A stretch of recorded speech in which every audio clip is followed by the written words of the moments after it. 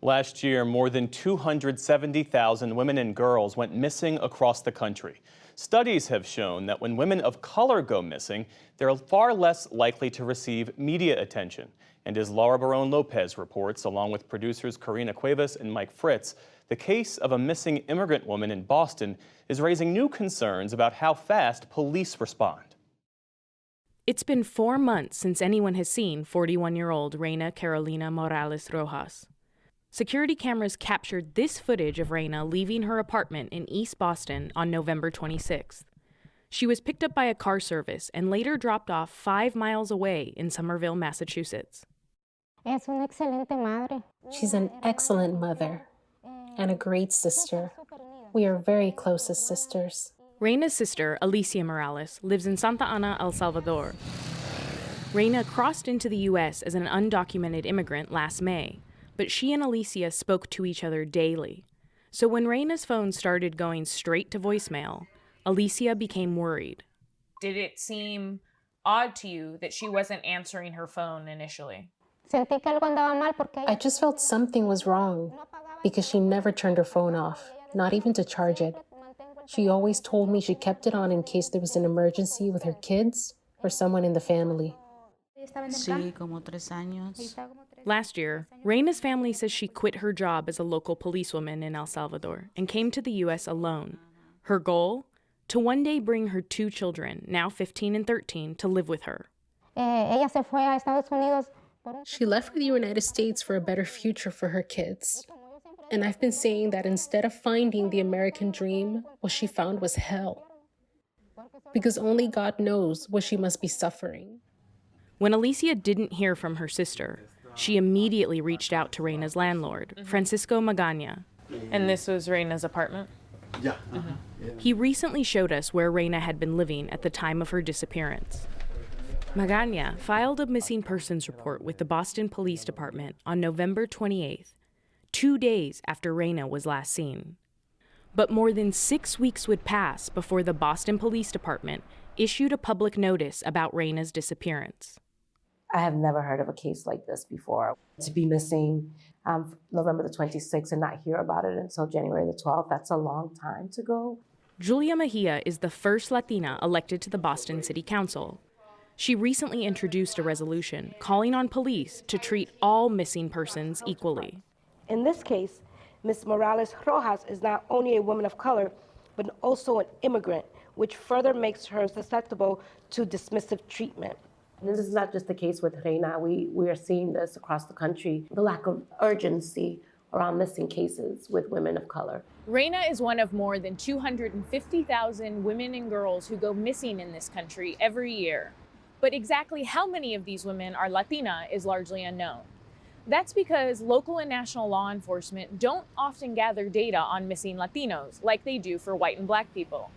As a criminologist, I can't say, oh, there are this percentage of missing people that are Latino, because the data actually isn't there to say that. Danielle Slakoff is a criminologist at Sacramento State University.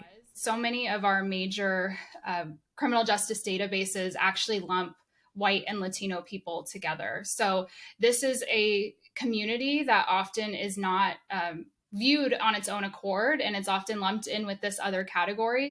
When a person goes missing, local law enforcement will enter any details they have into the National Crime Information Center, or NCIC, a database overseen by the FBI.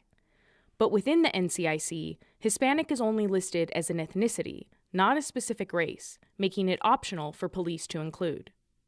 Last year, of the more than 271,000 total entries under missing females, 21,759 women were categorized as Hispanic. But in the overall database, the optional ethnicity field was filled out in less than 20% of cases. Y no se puede compartir información. Back in Boston, questions still remain why it took the police so long to publicly alert Reina's disappearance.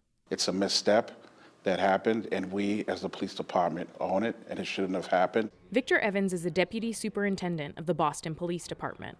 It taking 6 weeks is not standard protocol. Is it for an alert to go out for a missing person? No, it's not. I mean, the public alert was sent out 6 weeks later, but prior to that, a lot of investigative work went into it. We've canvassed areas for public and private video. We've utilized her photo through several law enforcement agencies, not only in Massachusetts, but around the country. We utilized the access of drones that we have along with canines to locate Ms. Rojas. But Reina's disappearance remains a mystery. Police detectives are looking for 41-year-old Reina Morales Rojas. And her case highlights another major issue: how the media covers missing persons cases. Studies have shown that media outlets often take their cues from police. We hear from law enforcement and then we cover it, right? Marcela Garcia is a columnist for the Boston Globe and one of the first journalists to cover Reina's story. She believes the case has largely been ignored by media outlets because of what's known as missing white woman syndrome, a term famously coined by the NewsHour's Gwen Ifill. Tonight, the mystery deepens in the desperate search for 39-year-old Anna Walsh. It refers to the disproportionate coverage missing and endangered white women often receive. When the white women go missing, there's just all this attention and resources and outpouring of support and everybody wants to know what happened and let's find her. I said, how is this possible that a woman can go missing for a month and a half and we don't pay the same attention, we don't give the same resources to find her? The Columbia Journalism Review recently examined thousands of news articles about missing people to create a tool called Are You Pressworthy?, where people can enter their own information to calculate how much coverage they would receive if they went missing. A 41-year-old Latina in Massachusetts, like Reina, would get about 8 stories. But a missing white woman in her early 20s would be covered in more than 120 stories. Criminologists call the phenomenon the ideal victim stereotype. The ideal victim is somebody who is viewed as blameless and as needing our protection, our societal protection. And women and girls of color are not portrayed in that way. Oftentimes, they are portrayed as risk-taking at the time that the disappearance or the crime occurred, whereas white women and girls are often portrayed as being innocent and blameless. 90. Alicia Morales says she continues to search for answers from police. I do believe that because she is Latina, because she is undocumented, because she is an immigrant, they never cared about her. And I even told them that.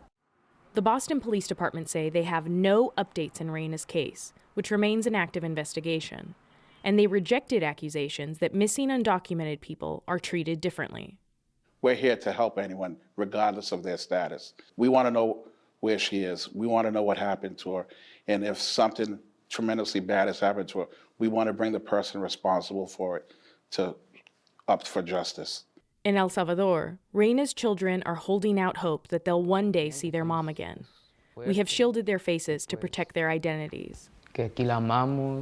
We love her and miss her, and we know that one day she'll be back with us here in El Salvador. I have faith that she'll be found, that one day they're going to call and tell us that they found her. That would be the most beautiful thing to happen in my life. It's a family now clinging to their faith as they wait for answers. For the PBS NewsHour, I'm Laura Barone Lopez in Boston.